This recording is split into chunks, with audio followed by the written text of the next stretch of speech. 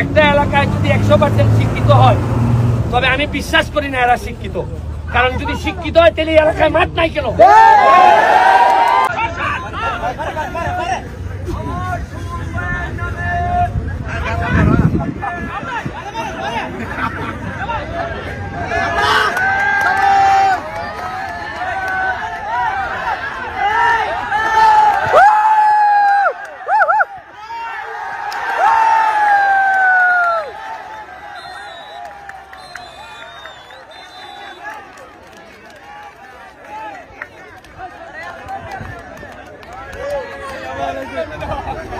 ভালো জিনিস হচ্ছে 100% শিক্ষিত, কোনো মাদক নাই, এখানে আমাদের একটা মাঠের দরকার, এটা খুবই দরকার। শুনেন, একটা এলাকায় যদি 100% শিক্ষিত হয় তবে আমি বিশ্বাস করি না এরা শিক্ষিত।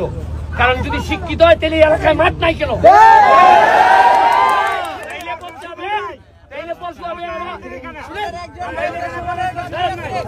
তাইলে বলতে হবে এরা স্বার্থপর শিক্ষিত। আমি এক ব্যারিস্টার আমার ইতিহাস বদলাই দিচ্ছে আমার এলাকায়।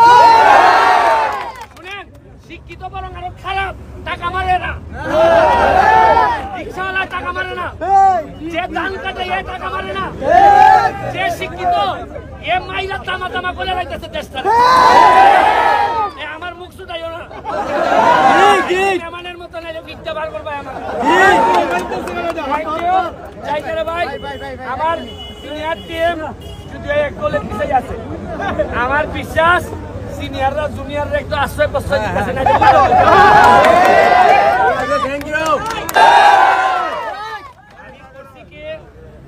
এইবার আমার এক উপজেলায় আমি 50 লক্ষ টাকা বরাদ্দ পাইছিলাম।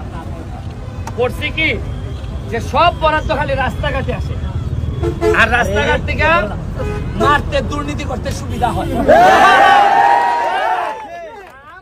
কাম একটু পাতলা করে করলে কোনো অসুবিধা হয়। আমি দেখলাম যে এদেরকে নিয়ন্ত্রণ করতে গেলে এই যে নিয়ন্ত্রণ করতে গেলে এই টাকাটা অন্য খাতে নিয়ে যেতে। আমি করছি কি আমার এলাকায় 50 লাখের মধ্যে 10টা ইউনিয়ন, একটা পৌরসভায়, এক উপজেলায়, প্রতি উপজেলায় 3 লাখ টাকা করে খালি ফুটবল দিয়ে মাঠ। আমি এমপি হয়েছি 4.5 মাস, 9টা মাঠ বানাইছি নতুন। আপনারা বলবেন কেমনে বানাইছো? যেখানে খাস জমি আছে 2-3 জনে দখল করে রাখে না, আমি বলছি ভাই দখল ছাড় বানা যে আমার এরা জানে যে আমি কাজ করব, জানে যে এক বেজাইলে বাটি, এরা কয় ভাই আপনারা কিছু দেন, দিলে আমি ছেড়ে দিই। আমি লাখ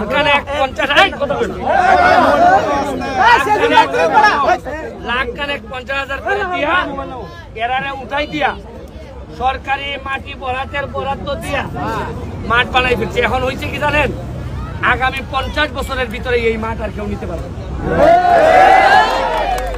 আপনাদের আমি জানি না এই এলাকাটা কোথায়,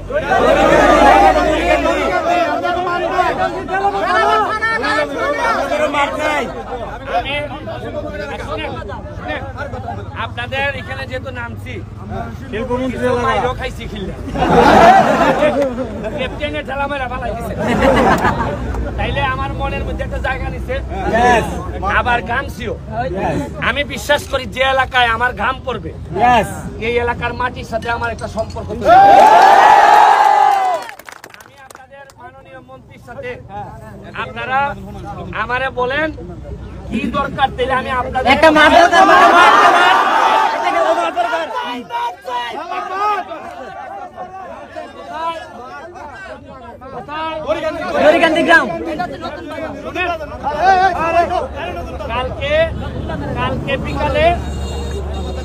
কালকে বিকালে 3টার সময় 4টার সময় ওনার সাথে আমার দেখা হবে, কারণ আমাদের সংসদ আছে।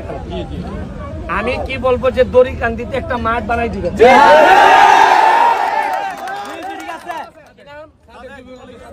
সাদেক যুবলীগ করে। আমি বলবো আপনাদের পক্ষ থেকে আমি বলবো যে একটা মাঠ বানাই দিবেন। আমি আরেকটা জিনিস আপনারা যারা এই যে আজকে দেখলাম যে খেলছেন একজন আমার সাথে এসআই উনি আপনার এলাকার ওই যে ভাই আমি যেহেতু আপনাদের এলাকায় ভালো ভালো চাকরিজীবী মানুষ আছে আপনাদেরকে বলি আপনারা একত্রিত হন আমাদের অলরেডি একটা জেনারেশন নষ্ট হয়ে গেছে আমরা অনেক পিছাই গেছি তারপরে আপনাদের কাছে অনুরোধ করব আপনারা একত্রিত হয়ে আর এখন আর এমপি মন্ত্রীর পক্ষে এলাকা বাঁচানো সম্ভব না আপনারা যদি একত্রিত না হন এই এলাকা বাঁচবে না আমার এলাকায় প্রায় 10% লোক এখন মাদক ভালো ভালো পরিবারের ছেলে একজন সে দেখা যায় মাদক কালকে আমি 3 জনকে অ্যারেস্ট করছি যা দেখা যায় মারামারি করছে হাসপাতাল নিয়ে দেখা যায় মুখ থেকে মদের গন্ধ বের হয়।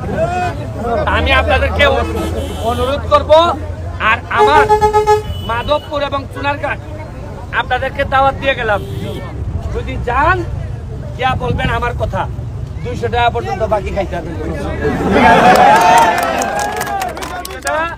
200 টাকা খাইয়া বলবেন হই আবার বিল পুজোকে ব্যারিস্টারে দিব